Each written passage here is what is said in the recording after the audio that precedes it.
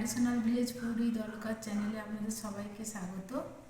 আজকে আমি শিবরাত্রি উপলক্ষে আরও একটা রেসিপি নিয়ে এসেছি, যেটা আপনারা শিবরাত্রির দিন খেতে পারবেন।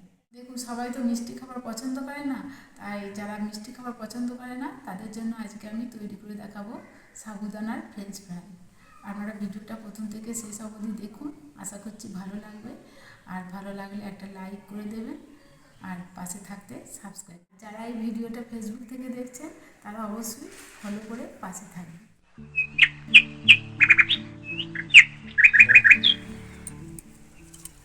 আমি এখন দুটো ধনেপাতা তুলে নিচ্ছি।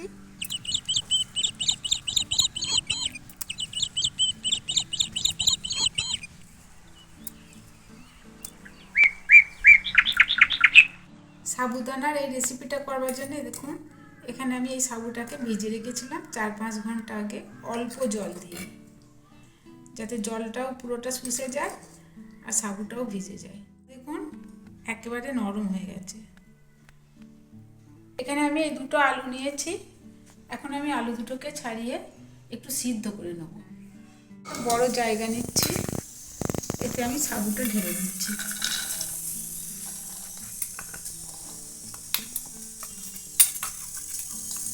এখন এতে দিয়ে দিচ্ছি কাঁচা লঙ্কা বাটা, 1/2 চামচ আদা বাটা,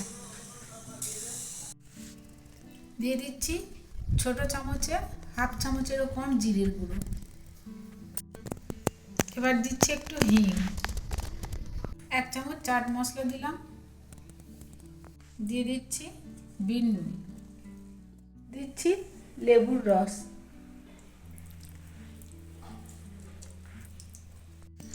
এখানে আমি কিছু বাদাম ভেজে গুঁড়িয়ে নিয়েছি, ছোট ছোট টুকরো করে এটাও দিয়ে দিচ্ছি। ততক্ষণে দেখুন আলুটাও সিদ্ধ হয়ে গেছে। আলুটা আমি থালায় তুলে নিচ্ছি। এখন আমি আলুটা ভালো করে মেখে নেব। ধনেপাতা, সব কিছু একসঙ্গে আমি মেখে নেব।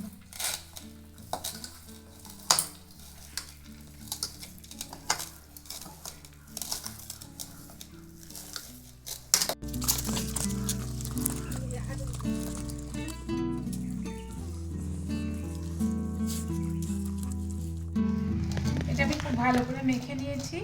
এখন আমি হাতটা ধুয়ে নেব। হাতে একটু সাদা তেল বুলিয়ে নিয়েছি, একটু করে সাবু মাখা নিয়ে একটু লম্বা লম্বা শেপ দিয়ে নেব।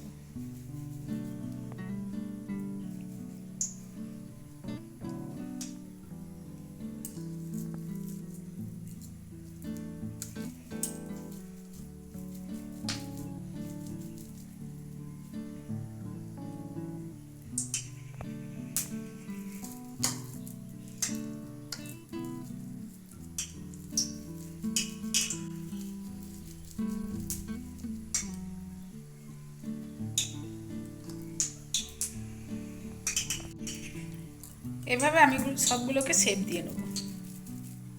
এখানে কতগুলো আমি তৈরি করে নিয়েছি, আর এগুলোকে একটু চেপটে দিচ্ছি।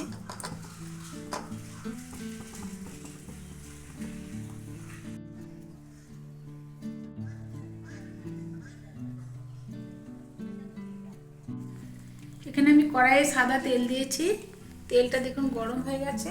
এখন আমি একে একে ভেজে নেব।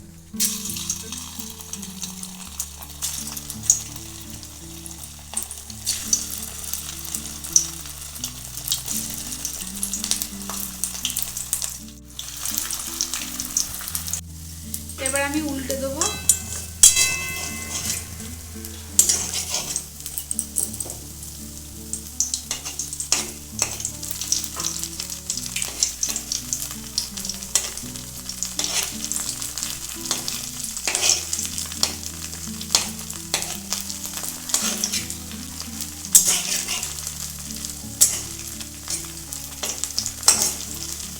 ভাজা হয়ে গেছে, এখন আমি তুলে নিচ্ছি।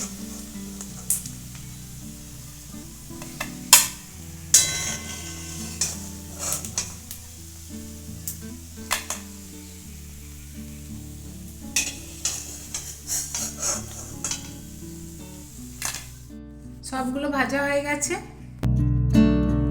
তৈরি হয়ে গেছে সাবুর ফ্রেঞ্চ ফ্রাই। আপনারা বাড়িতে এভাবে একবার তৈরি করবেন, কেমন হয় কমেন্ট করে জানাবেন, আর একটা লাইক করে দেবেন, সাথে থাকতে সাবস্ক্রাইব করবেন।